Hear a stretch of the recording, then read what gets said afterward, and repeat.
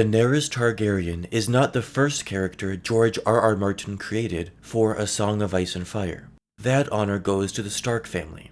One day in the summer of 1991, 5 years before A Game of Thrones was published, the scene of Bran and his brothers finding the orphaned direwolf pups in the summer snow popped into George's head. That daydream turned into the very first chapter he ever wrote. Bran won A Game of Thrones.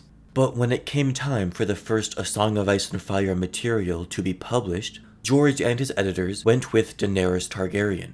Released 1 month before A Game of Thrones, this is Blood of the Dragon, a novella containing 8 of the 10 Daenerys chapters from Book 1.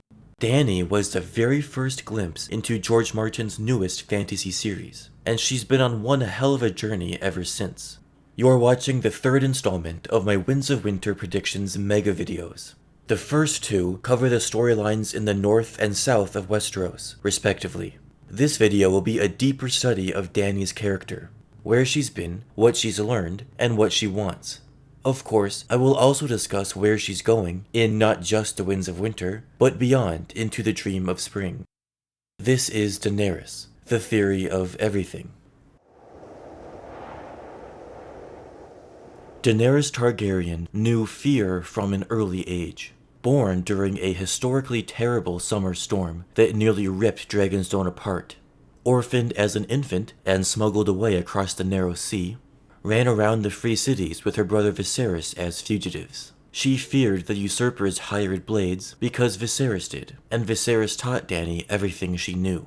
Who their family had been, where they came from, the lost magic of dragons, and how Robert Baratheon took it all away. But more than anything, Viserys taught Dany to be afraid. She was abused by her brother, making care not to upset him or else she'd wake the dragon. The fear came back to her then, with her brother's words. You will see the dragon wake as it has never woken before. Viserys sold her into marriage with Khal Drogo, and Dany was afraid of the Dothraki, afraid of what Viserys would do to her if she failed him, and was so scared she couldn't eat at the wedding. When she mounted the new silver horse Drogo gave her, Dany thought it was perhaps the first time in her life she'd forgotten to be afraid. But the fear returned. She'd just had her first dragon dream, of Viserys hitting her and telling her she's woken the dragon, until a great dragon with molten eyes appeared in the fire and stared at Daenerys. She had never been so afraid. She was terrified her first night with Drogo, and became so miserable from the physical abuse that she decided to kill herself rather than go on. But that night, Dany had her second dragon dream, a black dragon with her own blood on its scales. It bathed her in fire, but she felt no pain. It cleansed Dany and gave her strength for the first time in her life. She no longer considered suicide, meaning that Dany's life was quite literally saved by her dream of a great black dragon slick with her own blood. This dragon would eventually manifest as Drogon. Not only did she give life to these 3 dragons, but they in turn saved her life. Immediately, Dany realizes that Viserys is pitiful. He's no true dragon at all. Where there was once fear inside Daenerys, there is now a hollow void. It's not that Dany never felt scared again for the rest of her life. It just evolved. After the wine cellar tried to poison her, Dany's fear is no longer that of an abused girl, but rather a protective mother. She whispers to Rhaegar in her belly, "You are the blood of the dragon, and the dragon does not fear." Dany's blood was literally on the dragon in her dream, and afterwards, she began touching the dragon eggs, feeling the heat that now emanated off their stone, even sleeping with the eggs held tight against her chest. Rhaegar kicked inside her belly when she brought an egg close, a brother reaching out to a brother, blood to blood. Daenerys thinks her son will be a true Targaryen dragon, and the Dothraki believe he will be the stallion who mounts the world. Dany recalls what the usurper's dogs had done to Rhaegar's little children, dashing baby Aegon's head against a wall. Dany refuses to let Rhaegar die as Aegon did, but Rhaegar does die, just like Drogo and just like Viserys, just like Aegon and Aerys and Rhaegar before them all. George Martin subverts the promised prince trope all the way back in Book 1. Dany is not simply the mother to her hero. She is the hero. She is the dragon. In a 2012 interview, George said, "I made this choice a long time ago. I wanted to play a little with the genres and reverse things. And of course, in my head, the expression Mother of Dragons is much better than Father of Dragons." George has also said, "I wanted her to be a princess, not a prince. I wanted to go against the fantasy approach that gives the keys to men.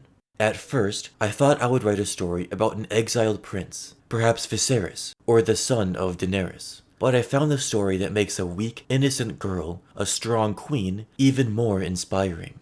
Martin very intentionally made this protagonist a woman, Daenerys, rather than Viserys or Rhaegar. So when Dany thinks about Rhaegar becoming a true dragon and sitting on the Iron Throne, George was laying the groundwork for this subversion. Let's also look at the origin of her name, Dany. Danu is a mother goddess existing in both Vedic and Celtic mythology. British academic Charles Squire called Danu the universal mother. He considered Danu a representation of the earth and its fruitfulness, that all the other gods were her children. If Daenerys is the mother of dragons, like Danu is the mother of gods, it's interesting that George Martin names many of his dragons after Valyrian gods. Balerion, Vhagar, Meraxes, Syrax. If Dany's dragons were so named, she'd be the mother of dragons and of gods. Just as Danu symbolizes fertility, George Martin says of Daenerys, there is also this link with the woman who gives life, who transmits lives, carrying a gigantic power of death, of fire, of destruction. I'll go deeper into the death, fire, and destruction later on, but it's critical to look at this path in Dany's story. From a scared, abused girl to a life-giving mother of dragons. From simply the mother or sister of a prophesied hero, to potentially fulfilling this role herself. Dany learns the first major lesson in her story arc from Mirri Maz Duur, and this shapes Dany's entire outlook for the rest of her story. This lesson is about the cost and value of both life and death, as well as what it means to truly be a savior. After Drogo's Khalasar conquers a town in Lazar, Dany stops his men from raping the Lazarene women. Mirri Maz Duur was one of them, as well as a young girl named Arroway, and many others who Dany brought under her protection. Dany assumes she can trust Mirri because she saved her life from the Dothraki, so Dany has Mirri put a poultice on Drogo's wound. Mirri gives Drogo very clear instructions. Keep the poultice on for 10 days and 10 nights. Say the proper prayers. Drink neither wine nor milk of the poppy. But Drogo took the poultice off too early, and he drank both wine and milk of the poppy. Dany and us readers can never know if Drogo would have made a full recovery had he followed Mirri's instructions. Now Dany had to bargain for his life, plead for Mirri to use magic instead of medicine. Mirri studied in Asshai, and she learned a spell from a blood mage there, a mysterious spell which cost her dearly to learn. Mirri says there is a price. Only death can pay for life. So Dany agrees, and Mirri explicitly tells her that no one must enter the tent whilst she is working her blood magic. Of course, Daenerys suddenly goes into labor, and Jorah carries her into the tent to be helped by Mirri Maz Duur. Just like with Drogo and his poultice, we can't know if Rhaegar might have survived had Jorah not brought Dany into that tent. But Mirri says that was the price of her spell, that Dany knew her son was the price, but lied to herself that only the horse needed to die for Drogo to live. During their confrontation, Mirri says that now Rhaegar cannot burn cities to the ground, nor trample nations into dust. She gives Dany the impression that she intentionally killed Rhaegar, the prophesied stallion who mounts the world. Dany said, "I spoke for you. I saved you." Mirri responds, "Saved me? 3 riders had taken me. The 4th was in me when you rode past. How then did you save me? I saw my god's house burn. My home they burned as well, and in the street I saw piles of heads. I heard children crying as the riders drove them off with their whips. Tell me again what you saved." "Your life," Dany replied. And this is where she learns her lessons. Mirri tells her, "Look to your Khal and see what life is worth when all the rest is gone." Meaning, life itself is worthless if it exists alone. Drogo is alive, but his life is worthless. A word, and Dany could have her head off. Yet then what would she have? A head? If life was worthless, what was death? Dany learns that one must create their own meaning and worth in both life and in death. Each has value, but not inherent value. The value must be extracted and put to use like a commodity. So Dany realizes that Mirri's life was worthless, this witch who killed her son, but her death, as well as the deaths of Rhaegar and Drogo, could pay for the life of her 3 dragons. Dany learned that death may have value where life does not. At least, that's how it works in blood magic. If, in the future, Dany finds herself in a place where her own death could pay for the lives of innocents, would she pay that price? Would Dany sacrifice herself? I'll talk much more about Dany's endgame later in the video. So Daenerys lost her child to blood magic, but she decided to use blood magic to hatch her 3 dragons, the only children she will ever have. Dany isn't afraid to learn from a mistake, and she learns about the value of life and death. She also learns that being a savior is not a simple transaction. She can't save someone's life and expect their undying gratitude. Rather, she must change the systems that jeopardize innocent life in the first place. Daenerys enters Qarth a refugee, with her 3 dragons, her Westerosi knight, and the 100 Dothraki who remained loyal to her, and witnessed her survive the fire. Enemy Khalasars to the north, west, and south, Dany had no choice but to travel southeast through the Red Waste to Qarth, the Queen of Cities. Recall that in the HBO series, Dany threatened to burn Qarth to the ground if they did not let her inside. In the books, the exact opposite happened. 3 representatives, Merchant Prince Xaro Xhoan Daxos, Warlock Pyat Pri, and Shadowbinder Quaithe rode out to greet Dany and escorted her to Qarth as an honored guest. Here, Dany has new lessons to learn concerning prophecy and her role in the Song of Ice and Fire. Quaithe tells Daenerys that the hatching of her dragons has increased the prevalence of magic in the world. She also tells Dany to leave Qarth soon. To go north you must journey south, to reach the west you must go east, to go forward you must go back, and to touch the light you must pass beneath the shadow. According to Quaithe, there is truth in Asshai that Dany must find. I have an entire video dedicated to Ashai's involvement in Dany's story, so you can watch that if you're interested. The point is, Quaithe's riddle sticks with Dany, and Quaithe too eventually reappears. Daenerys is frustrated by puzzles, and she's left even more distraught after the House of the Undying, as she enters room after room depicting vague riddles and scenes. By the way, Dany proves she understands the rules of sorcery now. Where Mirri Maz Duur's instructions were ignored, Dany makes sure to enter only the first doors on her right, like Pyat Pri instructed. Most notably, Dany's Shade of the Evening Trip repeats the number 3. Her brother Rhaegar names his son Aegon the prince that was promised. He then looks in Dany's eyes and says, "There must be one more. The dragon has 3 heads." The Undying say, "Mother of dragons, child of 3. 3 heads has the dragon. 3 fires must you light. 1 for life, and 1 for death, and 1 to love. 3 mounts must you ride. 1 to bed, and 1 to dread, and 1 to love. 3 treasons will you know, once for blood, and once for gold, and once for love." They also name her Daughter of Death, Slayer of Lies, Bride of Fire. The riddles that stick with Dany most of all are the 3 heads of the dragon and the 3 treasons. She knows that Aegon, Visenya, and Rhaenys were the original 3-headed dragon, and Jorah says the answer is the same, 3 dragons and 3 riders. Her 2 brothers are dead, but Dany can take 2 husbands, just as Aegon took 2 wives. Later, Dany believes the dragon has 3 heads. There are 2 men in the world who I can trust, if I can find them. I will not be alone then. We will be 3 against the world, like Aegon and his sisters. The 3-headed dragon riddle proves that Daenerys is lonely, and this is a key aspect of who she is. In the same chapter, Dany feels like a god overlooking the entire city of Meereen, and wonders, do all gods feel so lonely? I interpret this as an early hint that if Dany comes across another Targaryen, like Aegon or Jon, her first instinct will be to love them, not to distrust them, like in the HBO series. Also, George R.R. Martin has written about lonely gods before. In his short story, The Lonely Songs of Laren Dor, a minstrel god who plays a harp guitar, is doomed to an eternity of solitude, waiting for his love, Shara, who goes between worlds. In an empty castle below a purple sun, a lonely minstrel waits and sings of her. They told me I would love you, but that was no great prophecy. I would love any voice that was not an echo of my own.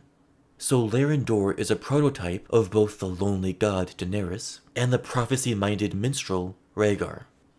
The three treasons gnaw at Dany as well. She firmly believes that Mirri Maz Duur betrayed her for blood, intentionally killing both Rhaego and Drogo. Of course, Drogo ignored Mirri's instructions, and Dany was not supposed to be brought into that tent, so the traitor Dany is certain about might not even be correct. Dany is less certain about the traitor for gold and for love. Initially, Jorah is the traitor for gold. Varys promised him gold for spying on Daenerys, and a pardon to come home to Westeros. But later on, Ben Plum, the captain of the Second Sons, betrays Dany and joins Yunkai against her. As a sellsword, he figured his best chance at gold and survival came with them instead of her. So if Ben Plum betrayed Dany for gold, did Jorah betray Dany for love then? That doesn't make any sense, since he loved Dany and was only spying on her as a means to go home. This riddle is extremely confusing, and Dany thinks, what good are prophecies if you cannot make sense of them? Her thoughts in Book 5 are constantly filled with these questions. Dany becomes so agitated by these riddles that she just needs to burst free of them. This is what happens in her final chapter, but we're not quite there yet. By the way, I've always wondered if this was intentional. At first, King Jaehaerys' eldest child was Aemon, but for Fire and Blood, George Martin reworked the family tree. He gave Jaehaerys a daughter called Daenerys, which makes our Dany the third Daenerys in Targaryen history. Daeron II's sister was the second Daenerys, who united Dorne with the Iron Throne by marrying the Martell prince. The first Daenerys died as a young girl from a disease called the Shivers. If Dany ends up dying at the hands of the others, magical creatures of the cold, this is some cheeky last-minute foreshadowing by George. Also, making Dany the third Daenerys ties in nicely with her riddles of threes.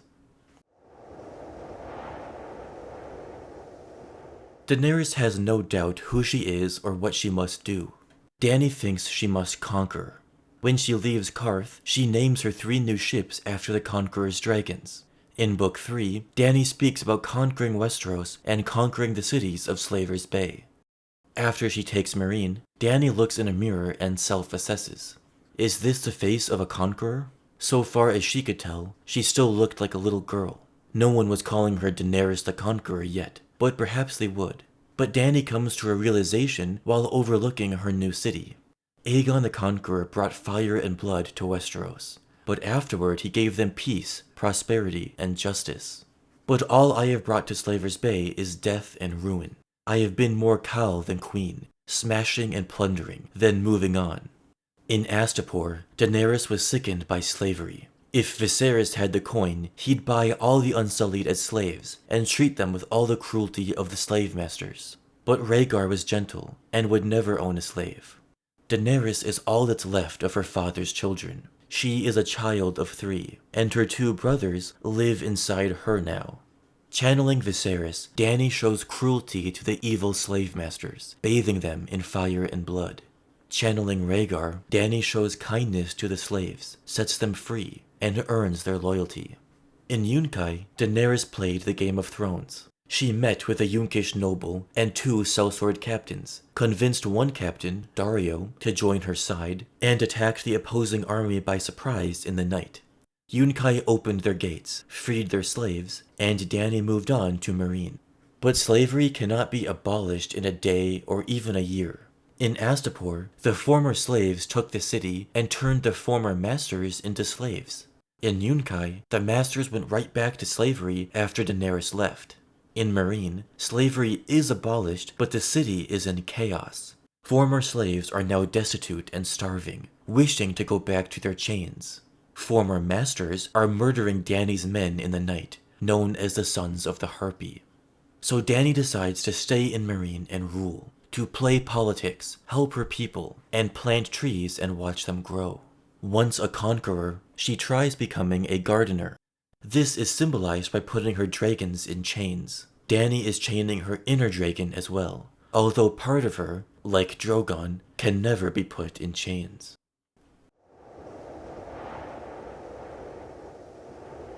The climax of Dany's story thus far occurs in her final chapter of Book 5. When Xaro visits her in Meereen, she tells him, "I lived in fear for 14 years. I woke afraid each morning, and went to sleep afraid each night. But my fears were burned away the day I came forth from the fire. Only one thing frightens me now." In the published book, Dany does not tell Xaro the one thing she fears. But in George's draft, Dany says the one thing she fears is herself. She spent the entirety of her time in Meereen afraid of herself for two main reasons. She was regretful of the destruction she left behind in Astapor and Yunkai, as well as the death of innocent Hazia, who Drogon burned alive. Also, once Barristan mentions the taint of madness some Targaryens possess, Dany is afraid she has the taint as well. This is why Dany locks away her dragons and tries to rule Meereen without fire and blood. This is why Dany sends Daario Naharis away twice. He tells her that all kings are butchers, and recommends rounding up all the great masters of Meereen and burning them as she did in Astapor. Only in the absence of masters could slaves be truly free. This horrifies Dany, but she thinks that deep down, she and Daario are alike. "There is blood on my hands too, and on my heart. We are not so different, Daario and I. We are both monsters." But Daenerys shows restraint. Daario would have her kill all the masters. Skahaz would have her start executing the noble-born child hostages to make the Sons of the Harpy stop their killings. But Dany is firm. What good is peace if it must be purchased with the blood of little children? So instead, Dany marries Hizdahr, a man she does not love or trust, in order to create peace for Meereen. The problem is, Hizdahr's peace sickens Dany just as much as Daario's call for butchery. She has to break bread with the slave masters of Yunkai, allow them to keep practicing slavery for an armistice, open the fighting pits so that blood can be spilled for sport. Slave markets are opened outside the walls of Meereen, taunting Dany from her pyramid. Perhaps sensing Dany's distress at the sight of all the death in Desnak's pit, Drogon returns on a rampage. But at the sight of Drogon, Daenerys remembers who she is. Drogon returns to her with molten eyes, just like the dragon Dany dreamed in Book 1. This is her dragon dream coming to life, so she whips Drogon into submission, climbs upon his back, and soars away from Meereen to Dragonstone. Sort of. A metaphorical Dragonstone, what Dany names Drogon's lair in the Dothraki Sea. Symbolically, Dany is leaving the supposed peace in Meereen to go home to fire and blood in Dragonstone. Drogon can tell when Daenerys is being a conqueror versus a gardener. When she tries to fly him back to Meereen, back to Hizdahr, Drogon refuses. He came to her when she was horrified at the fighting pit, but will not return with her unless it's for fire and blood. So Daenerys walks barefoot along the river to Meereen. She's sick from poisonous berries and the unclean water. She grows delirious and hears voices in the grass. First, Viserys appears and asks her, "Why did they give the dragon's eggs to you? They should have been mine. If I'd had a dragon, I would have taught the world the meaning of our words." Viserys wants Dany to use her dragons for fire and blood. Next, a voice in the grass tells her she went against her own blood when she chained her dragons, her children, in the dark. Then Jorah Mormont appears and tells her, "Your war is in Westeros." He says Dany is lost because she lingered in a place she should never be. You took Meereen, yet still you lingered. You are a queen in Westeros. Dany says that Westeros is so far away. "I was tired, Jorah. I was weary of war. I wanted to rest, to laugh, to plant trees and see them grow. I am only a young girl. You are the blood of the dragon. Dragons plant no trees. Remember that. Remember who you are, what you were made to be. Remember your words." Dany's visions are telling her what she already knows in her subconscious, what she's locked away, along with her dragons, to avoid spilling blood. But at last, Daenerys remembers her words. "Fire and blood," she told the swaying grass. Fire and blood is a theme George Martin has used before he ever began A Song of Ice and Fire. This is Fever Dream, a novel he wrote a decade prior to Game of Thrones. It's about a steamboat captain and a sympathetic vampire who team up to change the bloody ways of other vampire cults. They feast upon human blood and make slaves of lesser vampires. Abner Marsh, the steamboat captain protagonist, says, "It's got to end, even if it has to be with fire and blood. You try to be reasonable, that's only right, but if it don't work, you got to be ready. Some things is just wrong, they got to be ended." That's where Dany is now. Sometimes it's got to end, even if it has to be with fire and blood. Dany's first act after accepting fire and blood back into her life is to chase a lone Dothraki scout. She screams for Drogon, and this time he comes, sensing Dany's changed demeanor. She climbs on her dragon and says, "To go forward, I must go back," realizing that Quaithe's riddle is telling her she must go back to where she began with the Dothraki, to go forward in her conquest of Slaver's Bay and Westeros. So Dany chases the Dothraki, Drogon burns his horse, and they share horse meat in the middle of the grass. That was how Jhaqo found her, when 100 mounted warriors emerged from the drifting smoke. Dany was chilling next to her dragon, eating horse, waiting for Jhaqo to find her. This is a misconception I see often, mostly due to the show. In Game of Thrones, Dany was caught unaware by hundreds of Dothraki, who chained her and marched her to Vaes Dothrak. But in the book, Dany intentionally followed the scout. She wanted to be found. Recall that long ago in Book 1, Daenerys vowed to take revenge on Jhaqo. He and Mago raped and killed Arroway, the innocent girl Dany tried to protect. "I swear it by the Mother of Mountains and the Womb of the World. Before I am done with them, Mago and Jhaqo will plead for the mercy they showed Arroway." Mago and Jhaqo ride together, and now they have come across Daenerys standing next to her dragon. If Dany goes with them to Vaes Dothrak, it will be because she chooses to go. A dragon is no slave. While Dany goes to Vaes Dothrak in the Winds of Winter, the Battle of Meereen will take place near the beginning of the book. George actually had it written for A Dance with Dragons, but decided to save the battle for Book 6. Based on sample chapters for Winds, we have a lot of information on how the battle plays out. But keep in mind, George could change a few things for the published version. Here is how each side lines up. Dany's largest force is the Unsullied, numbering around 8,000. She has 500 Stormcrows, and I'd estimate around 1,500 total across the Mother's Men, the Stalwart Shields, and the Free Brothers.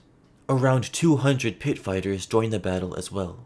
Finally, about 20 Dothraki riders remain, the rest of her small Khalasar having left Meereen in search of Dany. Dany's army totals around 10,220 men. However, unbeknownst to Barristan Selmy, Tyrion is with the Second Sons, and has convinced Brown Ben Plum to switch back over to Dany's side. So that's another 513 men. Also, Victarion Greyjoy has just arrived in Meereen with 62 ships in his Iron Fleet, carrying an estimated 4,000 plus Ironborn Reavers.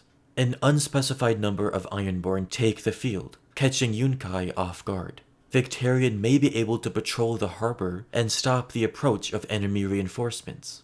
Viserion and Rhaegar join the battle as well, raining down chaos from the sky. The Slavers Alliance has more men. The main armies of Nugist and Yunkai include roughly 45,000 men. They've also hired the Company of the Cat and the Long Lances, fielding 3,000 and 800 men respectively. The Slavers had hired the Windblown as well, but Barristan Selmy strikes a deal with the Tattered Prince, meaning Daenerys has 2,000 additional men. So not counting ships, it's roughly 50,000 against 17,000 in favor of the Slavers Alliance. Despite being massively outnumbered, Barristan's battle plan is going quite well. From the information we have so far, Barristan's cavalry takes the Yunkai army unaware, allowing the Unsullied to form a wall outside Meereen's gate. If everything goes well, Barristan's distraction should allow the Unsullied to destroy the Slavers' largest trebuchet, the Haradan. The last moments we have from the sample chapters are Barristan realizing the Ironborn have joined the battle on his side, taking Yunkai soldiers unaware so they can't counterattack. Raw numbers favor the Slavers, while strategy and surprise favor Barristan. Assuming Rhaegar and Viserion can help burn some more trebuchets and soldiers, the battle is winnable. My prediction is that Barristan will break the opposing army, though will not be able to completely destroy them. They'll fall back to Yunkai and regroup while Barristan, Victarion, and Tyrion await Dany's return in Meereen. It is also quite possible that Barristan dies in the battle, since we simply don't need 3 POV characters in Meereen, 4 once Dany returns. If he does not die in the battle, I can also see Barristan getting betrayed by Skahaz, the brutal Shavepate, who can use Barristan's absence in the battle as an excuse to kill the noble, child hostages and even kill Hizdar, who seems relatively innocent. Perhaps Barristan will die trying to defend Dany's husband, the King of Meereen, thus giving him an honorable death as a Kingsguard. Now that Daenerys has shed her peaceful approach to dealing with slavery, in the Winds of Winter, I think Dany's story will see her become a conqueror again. She will conquer the Dothraki by proving she's the Khal of Khals. She will conquer Slaver's Bay with fire and blood, this time not making the mistake of leaving the slave masters with all their wealth. She will begin her conquest of Westeros as well, but not before inspiring a chain reaction of slave revolts across the entirety of Essos. First, in Vaes Dothrak, if Daenerys can convince the prophecy-obsessed Dosh Khaleen to back her, the Dosh Khaleen will then convince the rest of the Dothraki. Even the mightiest of Khals bowed to the wisdom and authority of the Dosh Khaleen. These women believed Dany's son Rhaegar would become the stallion who mounts the world. The stallion is the Khal of Khals, promised in ancient prophecy. He will unite the Dothraki into a single Khalasar and ride to the ends of the earth. All the people of the world will be his herd. In truth, these figures might be separate. Just as all the people in the world will be his herd, Dany thinks of all people as her children, not just her dragons, but the slaves, the freedmen, and everyone else. Dany believes she will never bear a living child, but she alone has the power to be a mother to the entire world. If Dany is the Khal of Khals, perhaps Drogon is the stallion who mounts the world. He was born just hours after Rhaegar died, the boy they believed would fulfill this prophecy. Thematically, or perhaps literally, Rhaegar still lives inside Drogon, his brother. George hinted at this in Book 1, when Dany brings Rhaegar's green egg against her belly, and Rhaegar kicks inside her, reaching out for his brother. In the House of the Undying, Daenerys had this vision. Beneath the Mother of Mountains, a line of naked crones crept from a great lake and knelt shivering before her, their grey heads bowed. Dany foresaw the submission of the Dosh Khaleen, and soon all the Dothraki will be hers. Daenerys is the Khal of Khals, and Drogon the stallion who mounts the world. Balerion the Black Dread come again. Once she returns to Meereen, Dany will confront the Masters. She remembers who she is in the Dothraki Sea, the calamity that will turn these slavers back into people. It couldn't be done with politics and peace, so let it be done with fire and blood. Now Dany will have Tyrion Lannister in her court. In Volantis, the widow of the waterfront told him, "Should you reach your queen, give her a message from the slaves of old Volantis. Tell her we are waiting. Tell her to come soon." Slaver's Bay is not the only place Dany's children live in chains. The slaves of Volantis await her liberation, and once the rest of the world hears that Volantis, the eldest daughter of Old Valyria itself, has been freed, this can set off a chain reaction of slave revolts across the continent. George tells us that slaves outnumber freedmen by huge margins, meaning that Dany's dragons are not required in every place. It's about what Dany represents, and the inspiration she will unleash on all the slaves of Essos. If it can happen in Meereen and Volantis, why not in Qarth? Why not in Lys? This is how George can efficiently make Daenerys the breaker of chains across the world, without requiring her to visit each city individually, because now her sights are set west. The concept of home is on Dany's mind all throughout her journey. In her very first chapter, Daenerys wants to go home, and things haven't changed by her most recent chapter, Lost in the Dothraki Sea. Dany knew the lure of home. Mostly, home to Daenerys is the house with the red door in Braavos, where she lived until the age of 5, when their protector Sir Willem Darry died and the servants stole all their belongings. This house represents a promise of childhood that Dany never got to experience. Her very first memories are of the red door and the lemon tree, and how happy she'd been.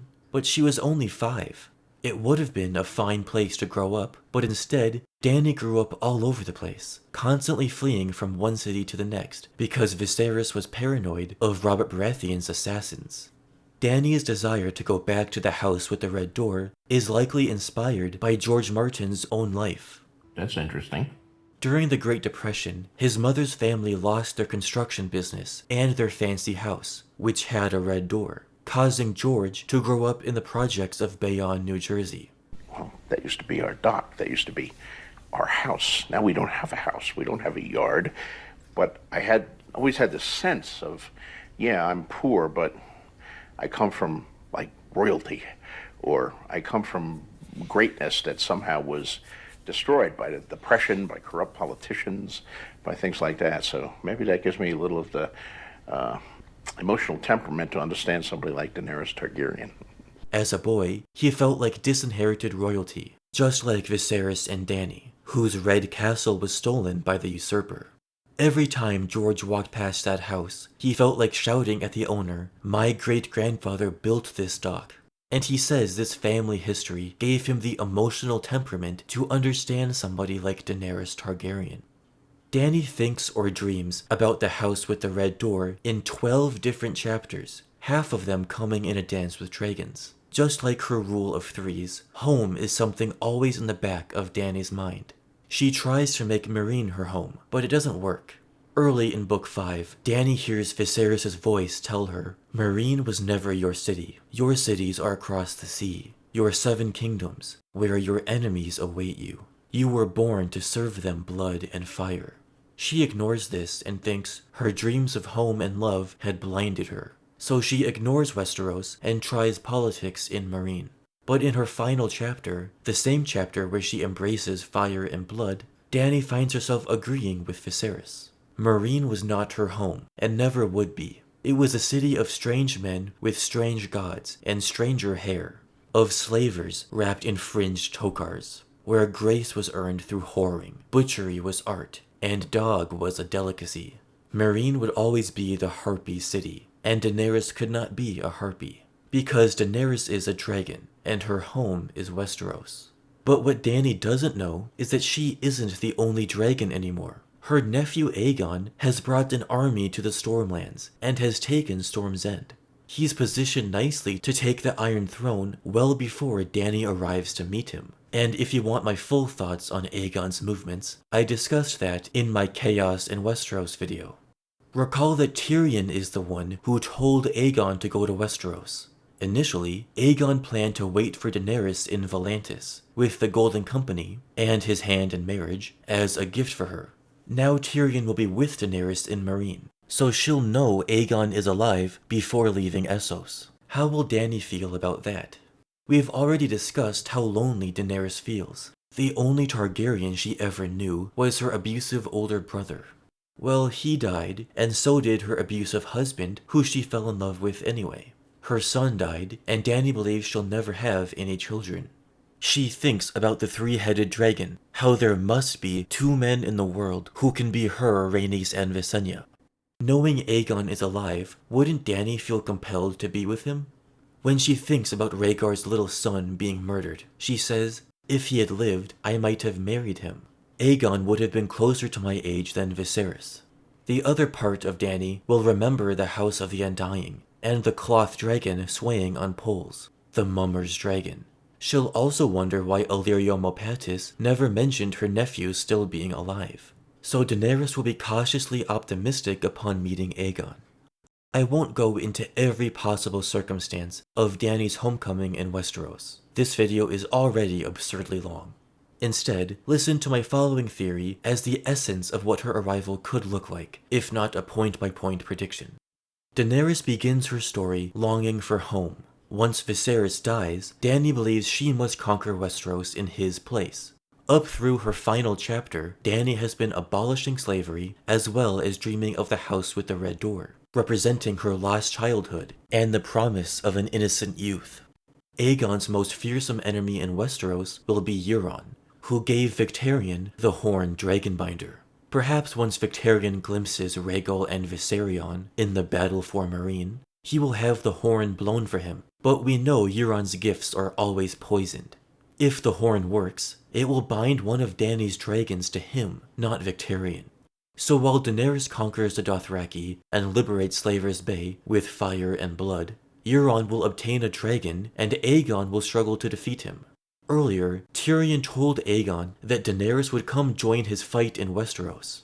Let her hear that her brother Rhaegar's murdered son is still alive, that he is fighting a desperate war to avenge his father and reclaim the Iron Throne for House Targaryen, hard-pressed on every side, and she will fly to your side as fast as wind and water can carry her. You are the last of her line, and this mother of dragons, this breaker of chains, is above all a rescuer.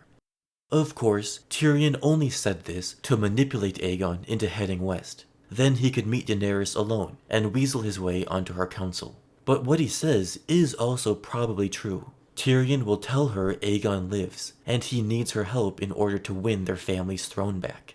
Daenerys, being the rescuer she is, will finally leave Essos to rescue Aegon and defeat Euron.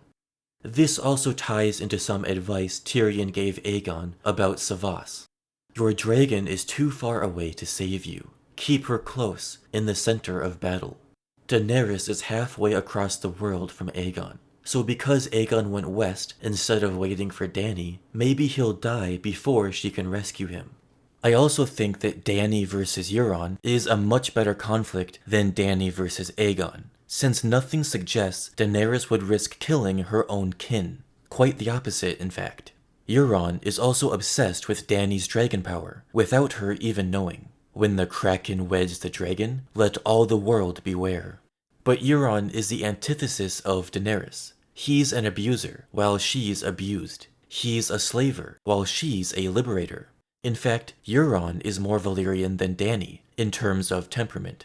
He's been to Valyria, has a Valyrian steel suit of armor, plans to use a Valyrian horn to gain a dragon. He enslaves people and acts out of cruelty. All of this is just like a Valyrian dragonlord of old. But Dany is subverting her ancestry. She's using her dragons for liberation rather than subjugation. However the struggle for the Iron Throne plays out, I do not expect it to take much of Dany's time. In her final chapter, she hears Jorah say, "Your war is in Westeros." This is a callback to Jorah's advice after they took Meereen. You cannot free every slave in the world, Khaleesi. Your war is in Westeros. Of course, Daenerys' conquest is the war he's referring to, but I think George is being clever here. Her true war is in Westeros, but it's not the war for the Iron Throne. It's the war for the Dawn. Defending humanity against the others with her dragons is Dany's true, ultimate purpose.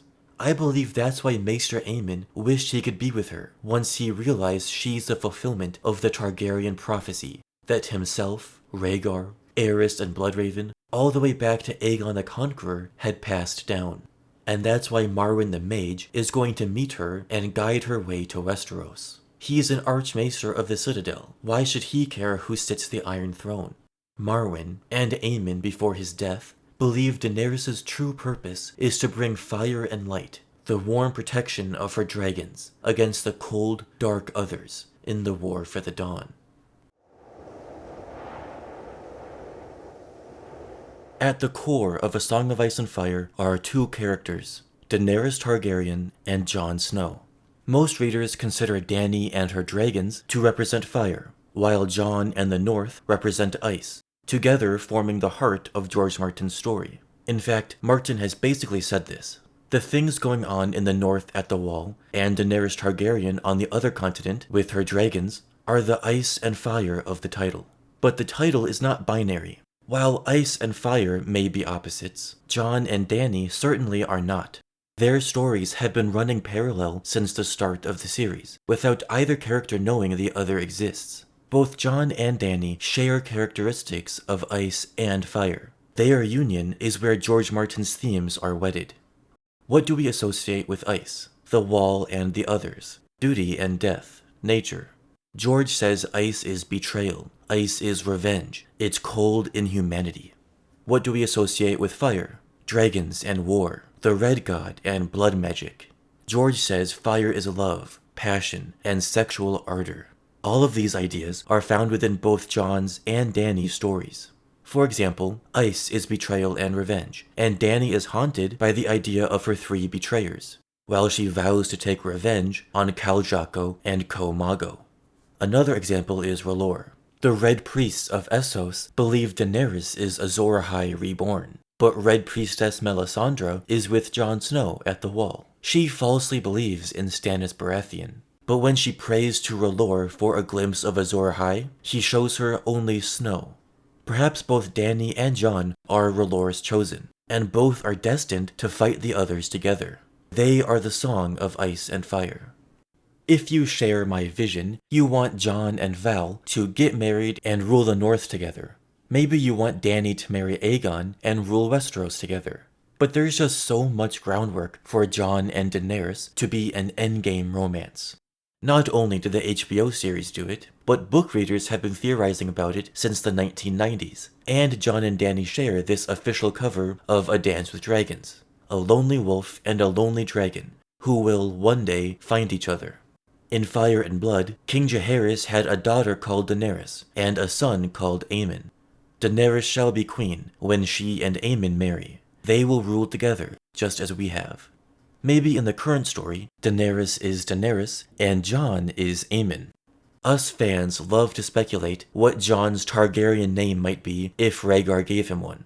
As a boy, Jon pretended he was Aemon the Dragon Knight, and we read this line in Book 1. Nor was he Aemon Targaryen. Maybe George was being clever. Jon is Aemon Targaryen, just like his mentor, Maester Aemon, and one of his childhood heroes, Aemon the Dragon Knight. Tinfoil aside, there are lots of parallels and hints in their journey so far. In Books 3 and 5, Jon and Dany both feel lonely while sleeping beside their current lovers, Ygritte and Daario, perhaps because they had not yet found their true match. When trying to picture her lover's face, Dany thinks it's a shadow, and Melisandre describes Jon's face as a shadow as well. Remember Dany's quote about potentially marrying her brother's son, if only Aegon had lived? Well, maybe that son is Jon, Aegon's half-brother and Dany's other nephew. My favorite evidence of Jon and Dany's connection is after Jon is murdered at Castle Black. Just 2 chapters later, Daenerys hears a wolf howling in the middle of the Dothraki Sea, and it makes her feel sad and lonely. The wolf howling was Ghost, or a dying Jon, reaching out across the skies to alert Daenerys. In each of their final chapters of Book 5, Jon Snow and Daenerys Targaryen underwent parallel rebirths in their character arcs. A false part of them died so the true personality underneath could live. In Dany's final chapter, she lets go of her wish to plant trees and watch them grow. Instead of trying to end slavery with politics, she will unchain her literal and inner dragon to serve the slave masters Fire and Blood. This brings her back to her true persona from earlier, Daenerys the Conqueror, who will rescue the slaves the only way that works. Something very similar happens to Jon. In his final chapter, we see him finally come to peace with breaking his Night's Watch vows. He wanted to leave Castle Black in Book 1 and ride off south to join Robb. He was tempted again by Ygritte, and then again by King Stannis. But Jon gave Ygritte up and denied Stannis' offer of Winterfell, despite his ambition. But after he receives Ramsay Bolton's pink letter, Jon sheds his take-no-part Night's Watch persona to rescue his little sister Arya, who he thinks Ramsay will kill. Jon is murdered for this decision, but will almost certainly be resurrected. When he comes back, will Jon be a bit more fire and blood like Daenerys? Dany will no longer let peace and politics hold her back from helping the innocent. Perhaps Jon will no longer let his Night's Watch vows hold him back from saving his family and taking Winterfell, from which point he can rally the forces of humanity to save the entire world. Because at their cores, Jon Snow and Daenerys Targaryen are the same. They're saviors, rescuers of the innocent. George Martin said his heroes are the dreamers, those men and women who tried to make the world a better place. Some succeeded, some failed, most had mixed results. But it's the effort that's heroic. Daenerys is making the world a better place by abolishing slavery. It hasn't always worked perfectly, but her effort is certainly heroic. Jon Snow is making the world a better place by unifying the free folk and the Westerosi so they may fight their common enemy together. Men turn against him for it, and for his heroic, if oath-breaking, choice to ride south and save Arya. So to be clear, just because I don't see any reason that Dany would start a conflict with Aegon, kill him just to have the throne all to herself, and then go mad and burn down King's Landing, doesn't mean she's without fault. Jon and Dany are the main protagonists, but neither is perfect. Jon has immense inner ambition that haunts his conscience, which I discussed in this video, and he has terrible communication skills with his brothers of the Night's Watch. Daenerys has a noble goal of abolishing slavery, but when it comes to politics, she's naive and a bit too lenient. Dany was not able to abolish slavery in Astapor and Yunkai, and she only pauses slavery in Meereen by allowing the rest of Slaver's Bay to continue on with it. She was willing to make the sacrifice of marrying his daughter for peace, but the peace isn't real. Dany has not made Slaver's Bay a better place. Yet. She can still abolish slavery by upending the entire system. Take away the master's wealth, and redistribute it into social programs to keep the former slaves fed and sheltered, while the economy maneuvers from slave labor to paid labor. Azor Ahai, or the Prince that was promised, is a legend existing simultaneously in cultures across the world, speaking of a hero who will come during the long night to cast down the darkness and defend humanity. The Red Priests of Essos believe this will be Daenerys, and before his death, Maester Aemon thought so as well. The dragons proved it. Daenerys is the one, the fulfillment of this Targaryen prophecy which haunted her brother Rhaegar. She also fits the prophecy as Melisandre describes perfectly. Dany was reborn amidst the smoke and salt, hatching 3 dragons out of their petrified stone eggs. And she does this just as the red comet appears in the sky, which she understands as the herald of her coming. And this all happens before the Azor Ahai prophecy is introduced to the reader in Book 2. Whereas some people think it must be Stannis or maybe Jon, nobody suspects Dany because it already happened. But Jon Snow has a role to play as well. He is part ice and part fire, and his resurrection could easily fit some prophecies.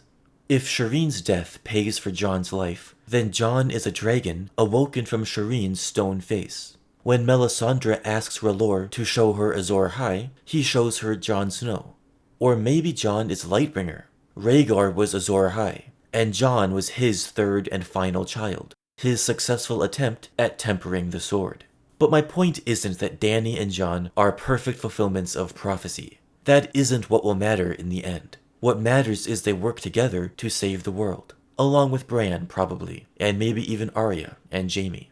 Maybe Aegon, although he's probably headed for a sadder end.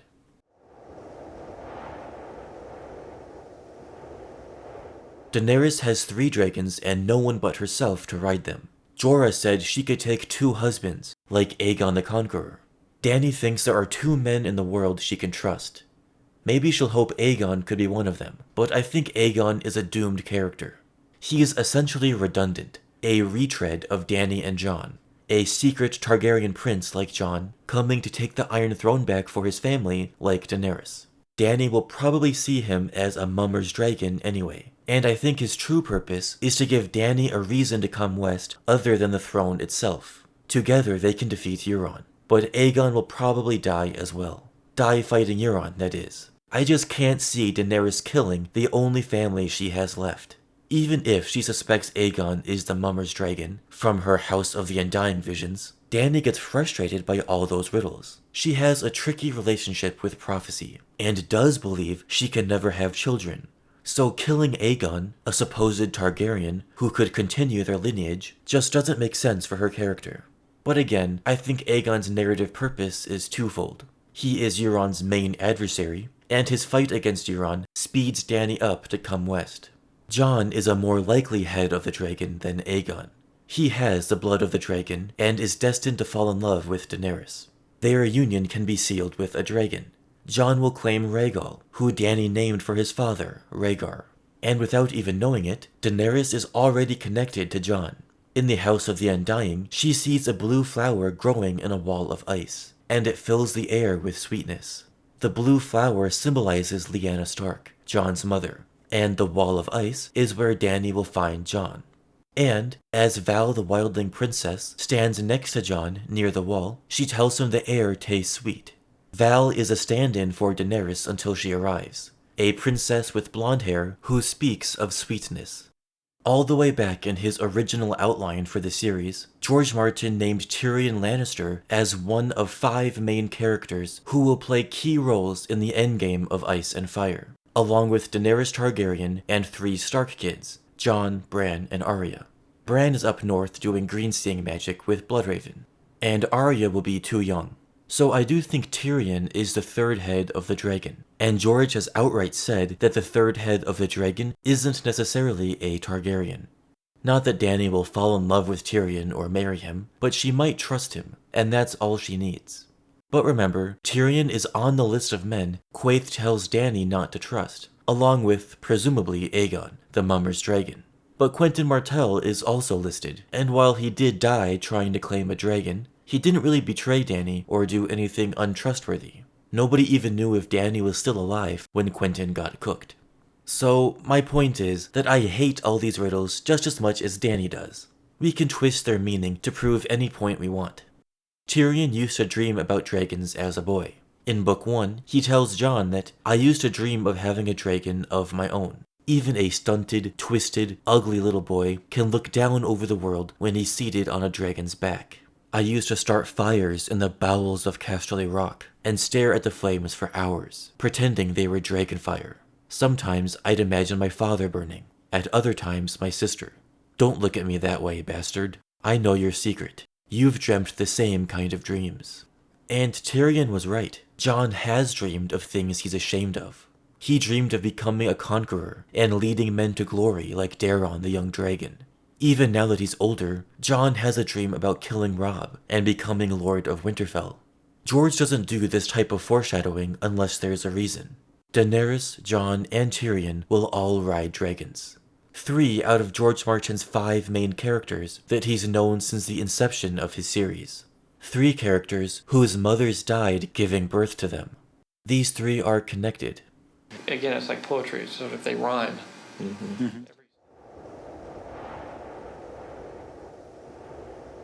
If Dany and or Jon represent Azor Ahai, we'll need a Lightbringer.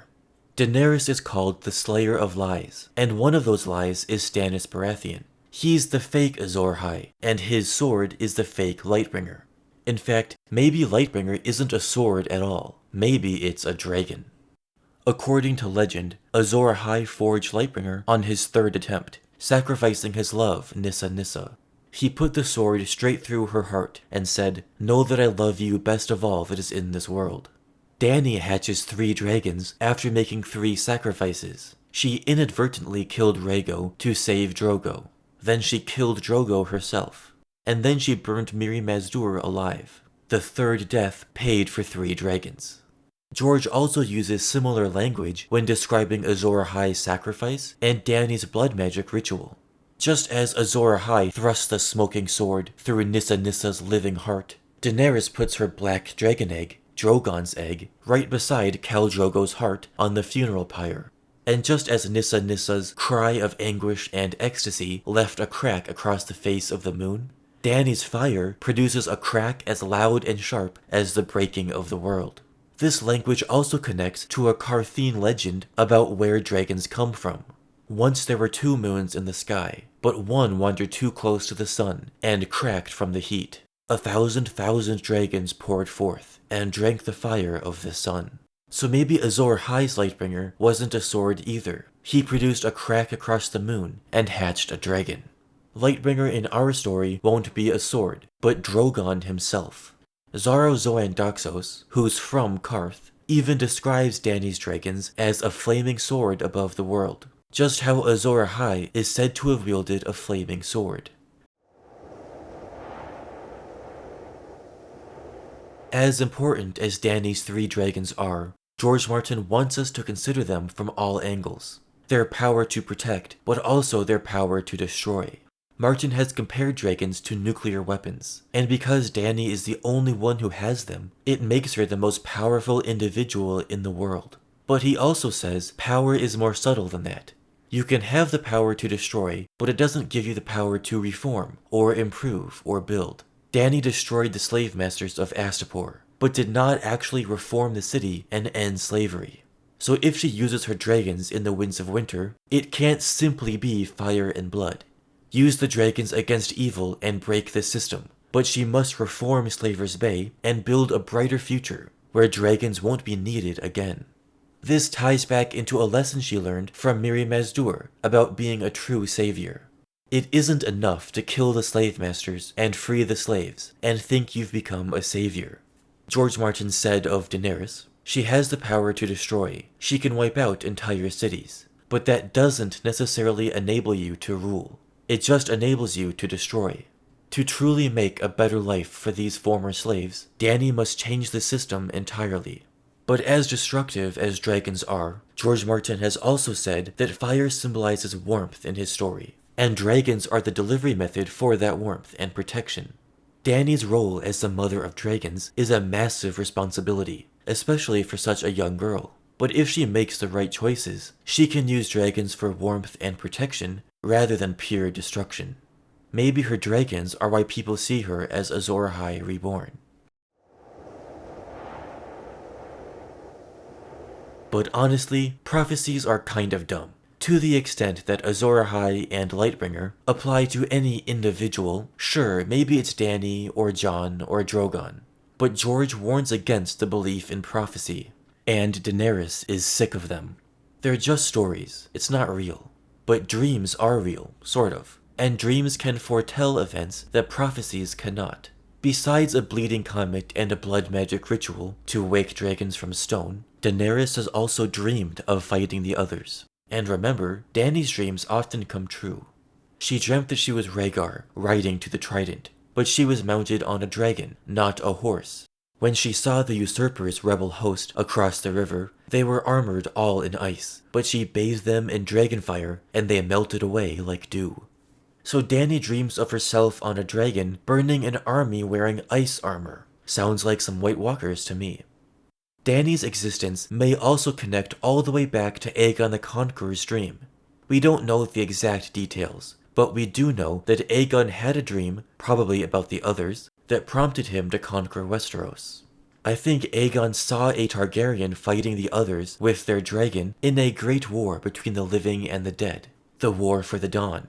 With a united Westeros at their back, this Targaryen Dragonlord is destined to serve fire and blood to the others. And now, finally, after 300 years and the loss of dragons entirely, Daenerys is the one to fulfill Aegon's dream. House of the Dragon also tells us that Daenys the Dreamer, the Targaryen who foresaw the doom of Valyria, was Balerion the Black Dread's first rider. Unlike Aegon's dream, this has not been confirmed by George R.R. Martin, at least not yet. But it does make a lot of sense. Balerion had been alive for at least 75 years before Aegon the Conqueror bonded with him. Aegon, like his ancestor Daenys, was a dreamer, and both rode Balerion. Now, Daenerys is a dreamer, and she rides Drogon, a great black dragon called Balerion Come Again. Just like how Daenys saved her family from the doom, Daenerys can save humanity from the others. When it comes to ending his stories, George Martin's MO is bittersweetness. A nihilistic writer might end A Song of Ice and Fire with the humans unable to overcome their petty squabbling, and thus letting darkness take over. A purely romantic writer would have the forces of evil completely vanquished in an epic battle, and all the good guys make it out alive, living happily ever after. George Martin has said this: "We all yearn for happy endings. Myself, I'm attracted to the bittersweet ending. Expect something bittersweet in the end. You can't just fulfill a quest and then pretend life is perfect." We've already felt bittersweetness in Dany's storyline. She loses her brother, her husband, and her son, but we end on a powerful and hopeful note with the birth of her dragons. Jon loses his father and his brother, defects to the wildlings for a little while, only to be threatened with death upon his return. But he's chosen as Lord Commander, and is even offered Winterfell, the thing he's coveted all his life. When Jon declines Stannis' offer, we feel relieved that he chose duty over ambition, but also a sense of wonder for what could have been a perfect life for him. Martin will strike a similar chord with the ending of his series, but I'll try to focus just on Daenerys. Throughout this video, I've made the case for an ultimately heroic Dany, not the mad queen so many people think is coming. What does a bittersweet ending for Daenerys look like? Some readers think she'll have to die, maybe because she's the Nissa Nissa to Jon's Azor Ahai, but I think that's reductive. Dany's the one with dragons, the greatest power in all the world. If she dies, it will be self-sacrifice, but it won't be so that a singular hero can live without her. Dany is a hero, and she's even offered her own life in the past. When she asked Mirri Maz Duur to magically heal Khal Drogo, Dany thought at first her death was needed to pay for Drogo's life. She told herself she would die for him if she must. She was the blood of the dragon. She would not be afraid. Her brother Rhaegar had died for the woman he loved. But Dany's role was not yet fulfilled. She went on to hatch her dragons, a flaming sword above the world, a great enough power to cast down the forces of darkness. Dany's dragons are her children, so maybe she'll need to sacrifice them like she inadvertently sacrificed Rhaego in Book 1. Not in another blood magic ritual, rather by putting herself on the front lines of war. In A Song of Ice and Fire, self-sacrifice is the only true, heroic sacrifice. You can't just sacrifice someone else and call yourself a hero. Azor Ahai may not have been the holy figure he is held up as. And if Stannis Baratheon sacrifices his daughter Shireen, well, maybe Melisandre is right. He is Azor Ahai reborn, a hero who'd rather kill someone they love for their own gain. But Daenerys, and Jon, are not that kind of person. Daenerys is the mother of dragons, and the most powerful individual in the entire world. She thinks of the world's people as her children, since she can never have a child of her own. I think the bittersweet ending for Daenerys is the reverse. Drogon, Rhaegal, and Viserion will die in the War for the Dawn. They are nuclear weapons that Dany ultimately used for good, but now that the darkness is gone, so must the dragons be gone. But with her 3 children dead, Dany will become pregnant with a human child with Jon Snow. Mirri lied about Dany's infertility, or she was just wrong. And she probably had a miscarriage in her final A Dance with Dragons chapter anyway. Her story could end on a note of a hopeful, rebuilding process. In the absence of the others, Dany and Jon and the rest of our heroes will make the world anew, ruling not with fear, but with love. Maybe one of the dragons will leave behind an egg, just in case darkness comes again, and a new Lightbringer is needed to stop it. But now I'm basically writing fanfic. Maybe Daenerys will die in the War for the Dawn, heroically saving innocent people because that's just what she does. Or maybe she'll go insane because Aegon stole her throne and she'll burn down all the innocent people of King's Landing, and then get put down like a rabid dog by Jon Snow. There's nothing in the world more powerful than a good story. Let me know in the comments where you see Dany's character heading in The Winds of Winter and A Dream of Spring. My predictions are just my predictions, and I'd love to hear yours as well.